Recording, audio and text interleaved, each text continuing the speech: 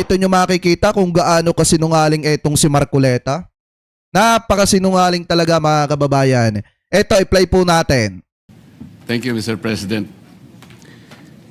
Gusto ko lang pong magpaliwanag sa mga ilang bagay dahil sa... Kasi nag-viral, nag-trending mga kababayan na itong si Marcoleta dahil nga doon sa sinabi niya na i-give up na lamang o bitawan na lamang ito pong Kalayaan Group. 'Di ba? Kalayaan Island Group na kung saan nasa 400 na mga kababayang Pilipino po natin yung nakatira dyan at umaasa dun po sa karagatan na nakapaligid dyan. Kasi karamihan po ng mga kababayang Pilipino po nating nakatira dyan talagang pangingisda yung hanap buhay. So ngayon, eto na. Itinatama ni Marcoleta yung mali po niyang sinabi. Bumaba po yung interpellation noon dahil sa isang napakaliit na issue lang na pinalaki po ng mga pangyayari. Nung panahon na ako po nag-interpellate, nagkaroon po ng misconception about the West Philippine Sea at saka yung ating exclusive economic zone. Kumbaga po sa pagluluto natin, Mr. Chair, ang nangyari po, nagluluto po tayo ng simpleng ulam lang, naging chapsuy po. At nung maging chapsuy po, lalo pa pong lumaki sapagkat meron pa pong napakaraming mga tao ang sumausaw at naglagay po ng seasoning. Isa po sa taong sumausaw sa issue, Mr. President, ay yung dating Justice ng Korte Suprema, si Justice Carpio. At saka yung isang profesor yata ng Universidad ng Pilipinas, nangangalang J. Batong Bakal. Napakasimple po ng gusto ko lamang pong matukoy noon, Mr. President, na dahil... Wala kasi mga kababayan, maling-mali talaga yung sinabi ni Senator Dante Marcoleta.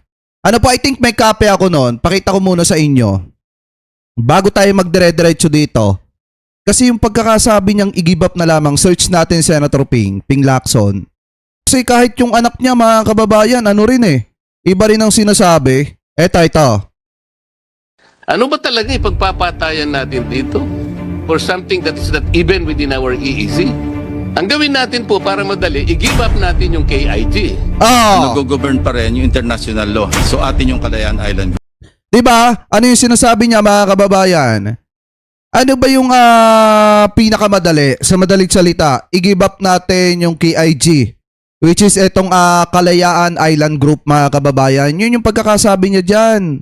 We call now on Captain Jess B. Pilar, Philippine Navy, the most senior among the officers now under consideration. Meron po tayong mga isla na occupied natin ngayon.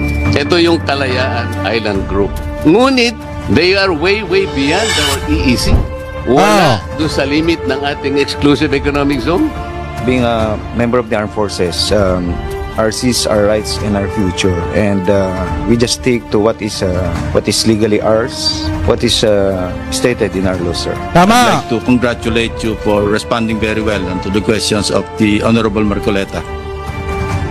Sa batas, kung sino una nakadiscover at nag-occupy, yun ang inasyon na may mag-ari, di ba? Tama. Yung Spratlys Island, si Tomas Cloma yung nakadiscover nito. Tinurn over na ni Tomas Cloma yung ownership sa Philippine government.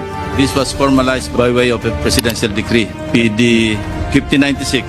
Ang nag-govern pa rin yung international law. So atin yung Kalayaan Island Group. And Pag-asa Island is a barangay of the Kalayaan Tsaka partida sa panahon pa ng tatay ni PBBM yan, nagkaroon ng visa. Island Group Municipality. This is the only inhabited barangay in the Kalayaan Island Group and it is ours. Pangatawan na natin talaga itong Ngayon mga kababayan, balik tayo dito kasi parang sasabihin ata niya dyan na wala siyang sinabing i-give up yung Kalayaan Island Group. So ito, i-play pa natin. Nga po sa mga batas na ginawa natin, nung dinidefine natin ang West Philippine Sea, isinama po natin yung Kalayaan Island Group.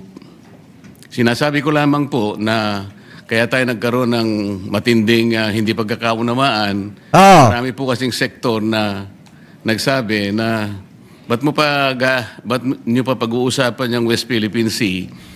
Nanalo na tayo sa arbitral tribunal at na-define na nga ang ating exclusive economic zone. So ang nangyari po, akala nila yung exclusive economic zone, siya na rin yung West Philippine Sea. Hindi po. Napakadali pong i-define ang ating exclusive economic zone kung paano nating madidefine din ang ating territorial sea at ang ating contiguous zone, even our continental shelf at ang ating territorial sea, sapagkat magsisimula nga po doon sa archipelagic baselines. Ang nagiging problema po, pinipilit nila na yung West Philippine Sea kagaya na rin ng EEZ. Hindi po. Nung isama po yung Kalayaan Island Group, nakalimutan po nila na yung ibang features na sinasakop po ng ating bansa. Ah. Bawa po yung Pag-asa, yung Parola, yung Kota, yung Langkiam. Ito po ay 200 nautical miles away from the baseline, ay from the EEZ. Kaya nasa labas po sila.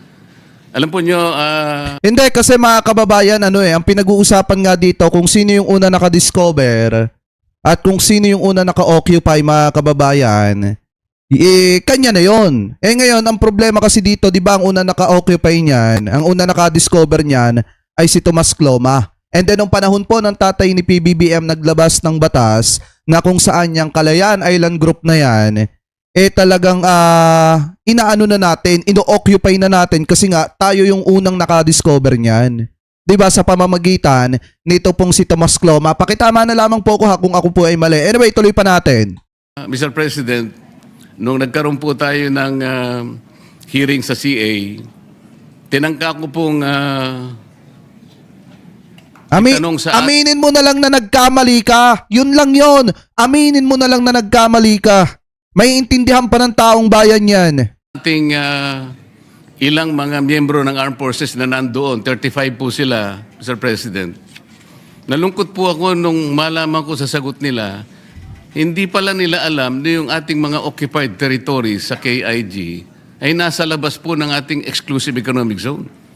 Ito po yung mga official po ng ating armed forces, Mr. President. Nakalulungkot po sapagkat ano po ang ipagtatanggol nila kung hindi naman po nila alam pala kung nasaan po yung mga isla na ating pong sinasakupan. Napakahalaga po noon, Mr. President, bagamat ang naging kasalanan pa ngayon nung ating mga admiral at nung ating mga Navy, nung ating mga kasundaluhan na nagpoprotekta doon po sa mga teritoryo natin, yung pagkakamali na salita ni Senator Dante Marcoleta. Kasi alam niyo, ang tumata kasi sa isipan ng taong bayan, yung sinabi niyang i-give up yung Kalayaan Island Group, mga kababayan. Siguro ang sasabihin niya dito, dahil nga hindi alam ng ating mga kasundaluhan yan, etc. Kaya ako sinabi na i-give up na lang yung Kalayaan Island Group. Siguro baka ganon, mga kababayan, yung sasabihin niya dyan. Pero ang maliwanag kasi dito, nagkamali siya Kaya umingay ang taong bayan sa kanya mga binitawang salita, nagkamali siya ng pagkakasabi na i-give up yung Kalayaan Island Group. Anyway, tuloy pa natin. usapan doon ay teritoryo dahil sa definition po ng ating West Philippine Sea, ang importante po doon ay yung karagatang sinasakupan natin. Kung isasama po natin ang West Philippine Sea, Mr. President, ang gusto ng Pilipinas kasi, ituring po yung mga features sa Spratlys na isang grupo lamang ng mga isla. Yung tinatawag po nilang offshore archipelago. Ang sabi po ng Arbitral Tribunal, Mr. President, hindi po ninyo magagawa yan, sabi niya, sa Pilipinas.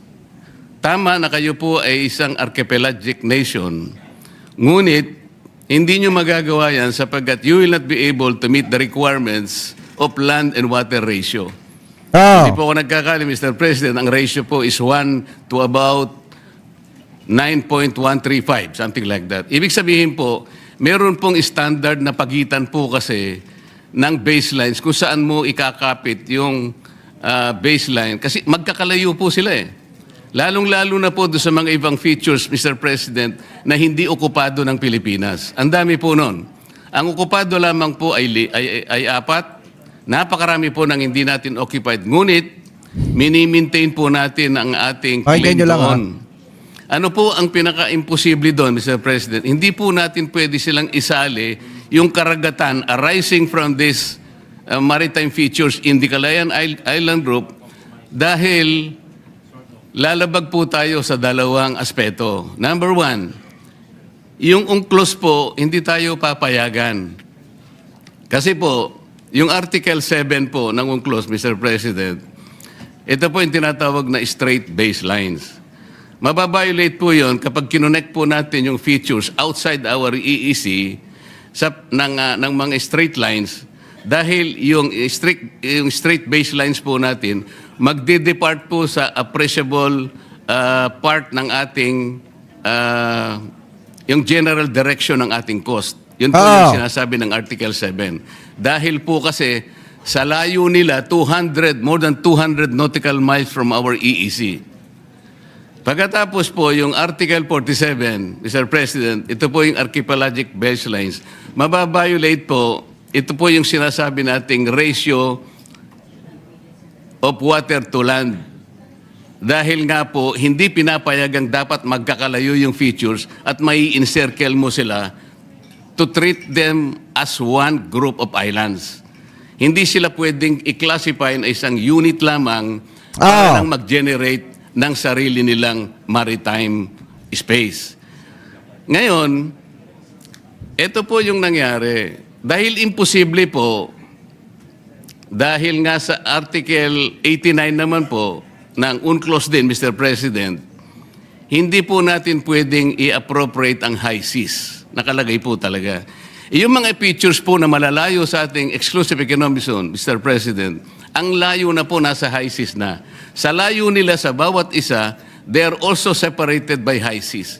Kapag kinonect po natin mula dun sa ating exclusive economic zone, ma-appropriate po natin ang high seas, mababiolate po natin ang 3 artikulo ng UNCLOS.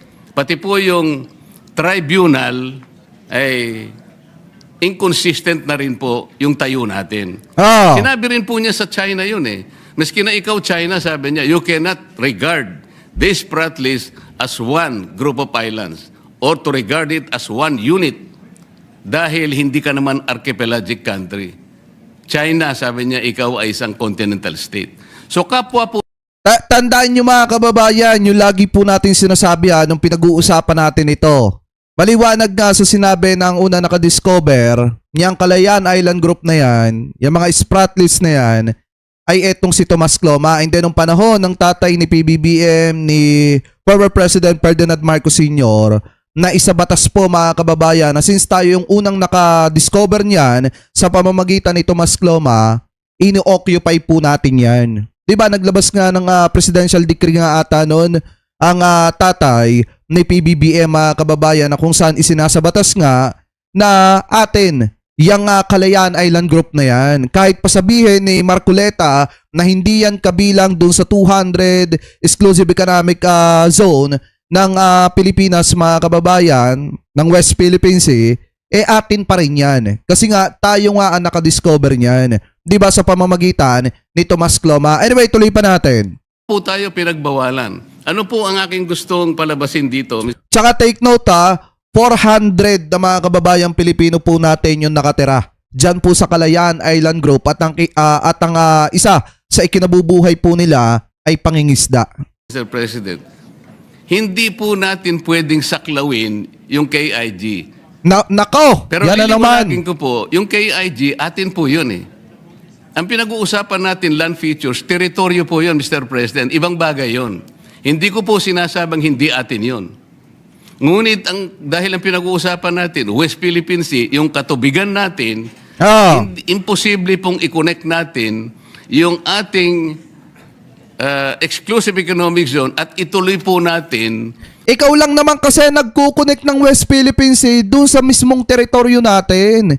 Maliwanag nga mga kababayan na iba kasi po yung 200 nautical miles na teritoryo natin sa West Philippine Sea at iba po yung mismong tayo ang nakadiscover sa pamamagitan ni Tomas Cloma. Kaya lang po kasi talaga gumugulo mga kababayan, siya po kasi ang nagkukonek nun.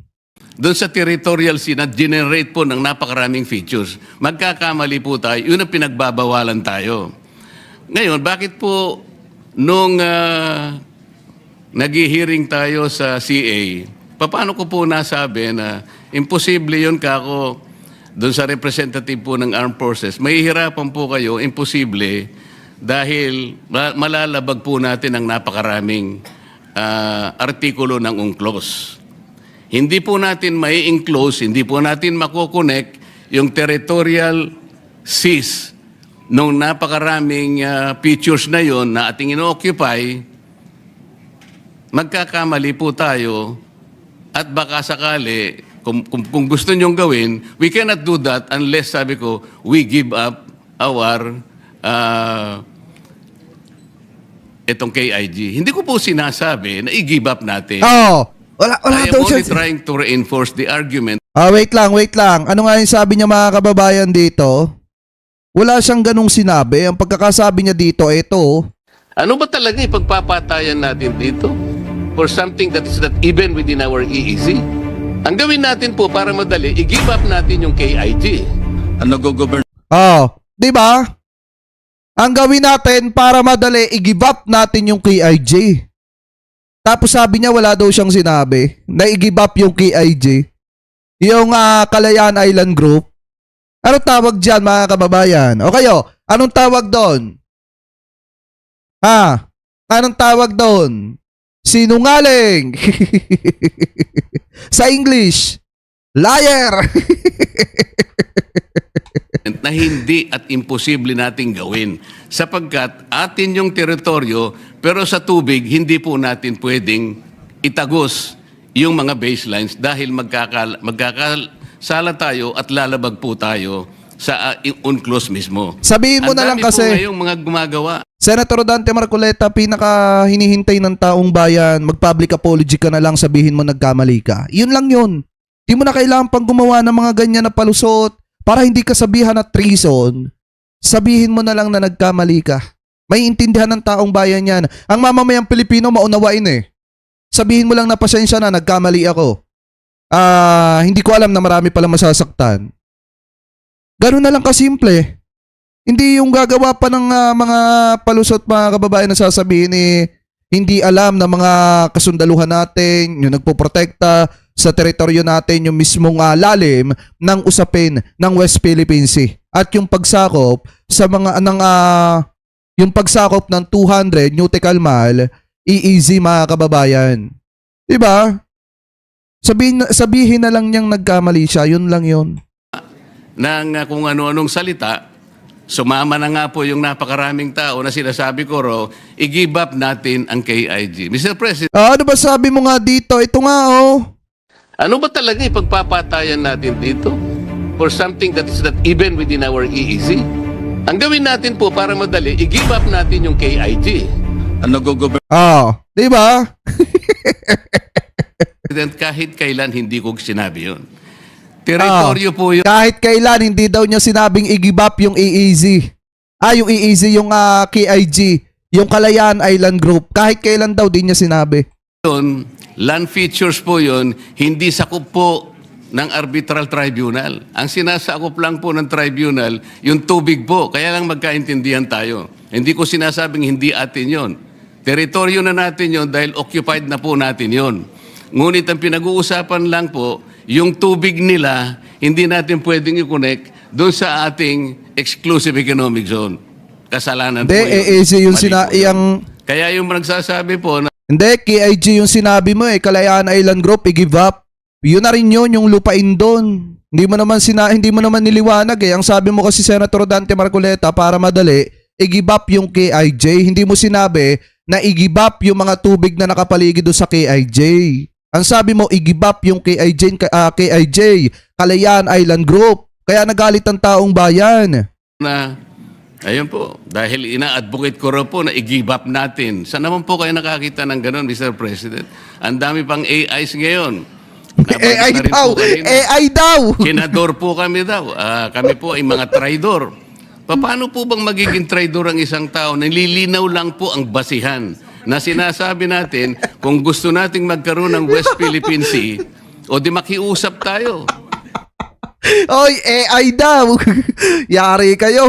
Oy, mga nanonood dyan, mga AI pala eh. AI daw, mga kababayan. Wala nang maidahilan sa taong bayan. Marami na daw AI ngayon. siguro pag-usapan natin sa pamamagitan ng United Nations na pwede po ba namin gamitin yung ilang mapa na idodrawing namin, at kung inaakala po ninyong mahaba po yung pagitan, nakakita po kami ng maliliit na isla na pwede namin pagpatungan, at yung pong land-to-water ratio, maaari po namin magawa ng paraan. Ganun po siguro, pero hindi yung Ay! Ano? Ay, kasalanan pala ng AI eh. Kasalanan ng artificial intelligence kung bakit niya nasabi yung yung Kalayaan Island Group ay i-give up na. AI daw. automatic AI. po, tatagos tayo sa mga ganong klaseng batuhan, pipilit po natin. Hanggang sa ngayon po, Mr. President, kaya hindi ma-define ng West Philippine Sea. At sabi ko nga po, hanggang ngayon ay walang ginagawang mapa. Kahit na sabihin pa nilang merong mapa, hindi po totoo yun. Mr. Meron! President, kahit Hindi, may mapa. Ang NEMRIA ata yun, mga kababayan. Sayang, nabura ko sa computer ko. May mapa na. May mapa na i-search po ninyo sa Saksi. Saksi yung mga kababayan. May mapa na nakalagay na yung West Philippine Sea. NEMRIA ata po yung gumawa nun. kahit ngayon pwede po ninyong konsultahin yung tinatawag nilang DUALOS, Mr. President. Ito po yung Division for Ocean Affairs and the Law of the Sea na nasa opisina ng United Nations. Wala pong nasasubmit ang NAMRIA. 14 years ago, inorderan na po silang mag-submit. Bakit hindi po sila makapag-submit? Dahil sa hirap nga po nito. Hindi po pwedeng i-connect, Mr. President. Yun lamang po. Kaya, wag po nilang ipipilit na ako po ay traidor o kaya pro-China. Hindi po. Mr. President, naghahanap lang po tayo ng katarungan at katwiran dito. Oh. Kailangan maabisuhan po natin ang Coast Guard na kung ano man ang kanilang pinagsasabi rito, nagkakamali po kayo sapagkat wala pa pong West Philippines, wala pa po tayong mapa. Ang West Philippines Sea, nagkakaintindihan po tayo, gusto nating gawin, gusto nating i-drawing, pero pagsikapan po natin kung paano natin talaga i-drawing sa harap ng napakaraming legal impediments na nakaharap sa atin. Oh. Yun po yung gusto kong linawin, Mr. President. Ngayon, kaugnay po doon sa pagbobotohan natin ngayon. Kagaya po na sinabi ni Senator Cayetano, Mr. President, talagang ako po nagtataka, ikukondem po natin ang public statements ng China na hindi ko po nakikita alin-alin po yung mga public statements para po tayong napunta sa eleksyon, mag-i-elect po tayo, pero wala pong kandidato, paano po tayong boboto? Yun po yung pinaka-problema natin. Yung pong Coast Guard, Mr. President, binasa ko po yung kanilang mga kapangyarihan, yung powers and functions of the Coast Guard. Hindi po nagkakamali, nasa 17 functions and powers. Ni isa doon, wala po akong makita, Mr. President, na pwedeng gawin ng isang spokesperson, nagagawa siya ng ganun, pupunta siya sa isang eskwela, magdi-discuss siya doon at sasabihin niya, bully ang presidente ng China at gagawa siya ng caricature. Wala po sa functions eh. Paano po ngayon natin bibigyan ng encouragement? Ang daming nagalit, mga kababayan, nung ginawang caricature etong si Xi Jinping. Pero wala ni isa sa mga Chinador na ito na nagalit nung ginagawa ng mga katatawanan ng China. Tinawag na megaphone ang president ng Pilipinas. Di ba ni isa nga sa mga ito walang nag-react eh.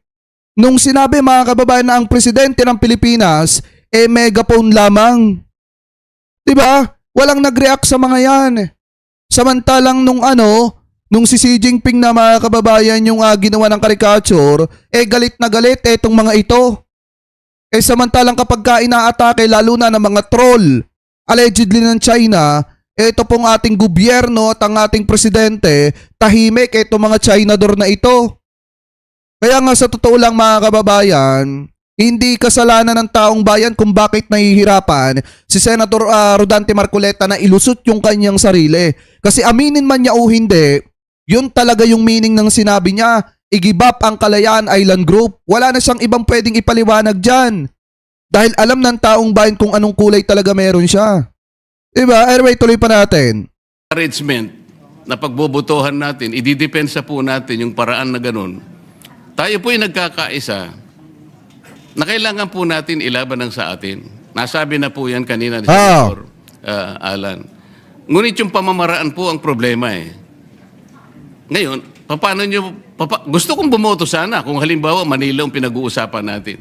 Ngunit kung boboto tayo nang dahil sa pinag-aawayan natin, nagmula po sa isang salita o pamamaraan ng isang spokesman ng Coast Guard at doon nga po ang pinagmulan ng maanghang na salita at ngayon nga po ay nakukompromiso na tayo at pagbobotohan natin, susuportahan natin yung ganung pamamaraan, baka lalo po tayong magkamali eh. Mr. President, tayo pong mga Pilipino, merong kasabihan eh. Kapag binato ka pag pinukol ka ng bato, batuhin mo ng tinapay. Yun po yung kulturang Pilipino, Mr. President. Ngayon po, maski sa Biblia po may sinasabi. Eh paano pag binato ka ng fake news? Tinapay pa rin ba? Ibabato mo? Hindi, ako nagtatanong lang naman, mga kababayan, paano pag binato ka ng fake news? Tinapay pa rin ba? Ang babatuhin mo? Ang ibabato mo pabalik? Eh fake news na nga yung ibinabato sa'yo. Paano kung binato ka ng ng maling salita na lumayas ka sa teritoryo mo? Tinapay pa rin ba ang ibabato mo pabalik? Di ba mga kababayan? Mahirap yung sinasabi ni Senator Dante Marcoleta. Oo, salawikain yan, pero hindi sa lahat ng bagay pwede mong gamitin. Kapag yung bulag, inakay niya ay kapwa bulag, wala po silang kapupuntahan, Mr. President. Naghahanap po tayo rito ng clarity. Ano po ang nangyari? Sa paghanap ko ng clarity, sa paghanap ko ng sagot, para support. Saka take note mga kababayan, yung bulag paglakadin mo, alam niya kung saan yung destinasyon niya, makakarating at makakarating siya.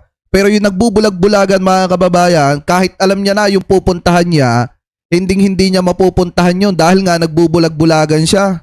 Supportahan natin ang West Philippine Sea. Ang inaani ko pa po ay parang ako po ay maka-China. Hindi po. Hindi po. Sana po ipatawag natin ang NAMRIA.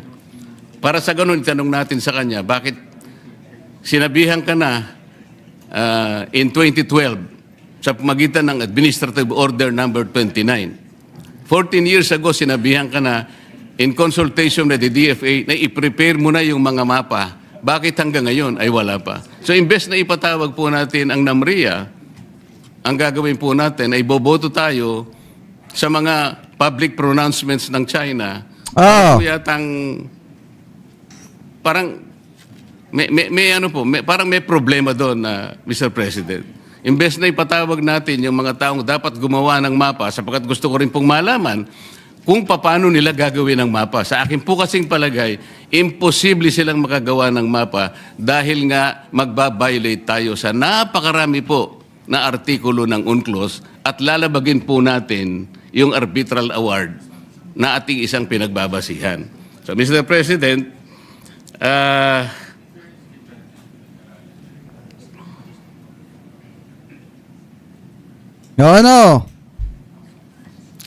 magtatapos ako sa isang pananalita na lang, Mr. President. Sa aking palagay po, ang isang pagkakamali ay hindi po may tutuwid ng isang pagkakamali. Hindi po natin magagawa yung gusto nating gawin para kausapin natin ang China sa maliing pamamaraan. At kung pamali po ang paraan, wala po tayong magagawang mabuti, Mr. President. Maraming salamat po. Yan. Majority Leader. Yan yung sinasabi mga kababayan ni Senator Dante Marcoleta. Kung kukuhanin natin yung pinaka-highlight ng kanyang sinabi dito mga kababayan, wala daw siyang sinabi na i-give up yung Kalayaan Island Group. Ang sinasabi lamang daw niya mga kababayan na i-give up ay yung yung mga tubig na nakapalibot sa Kalayaan Island Group dahil hindi naman daw sakop yun ng 200 nautical mile exclusive economic zone ng Pilipinas mga kababayan. So ngayon, ito palang sinabi niya dito, hindi pala niya sinabi to. Sabi niya, at baka daw mga kababayan AI na lang. Ano ba talaga ipagpapatayan natin dito? For something that is not even within our EEZ? Ang gawin natin po para madali, i-give up natin yung KIG. Nag-govern pa rin yung international. Ayan.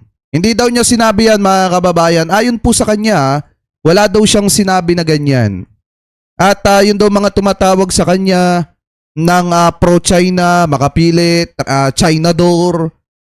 ano daw mga kababayan, linawin daw muna.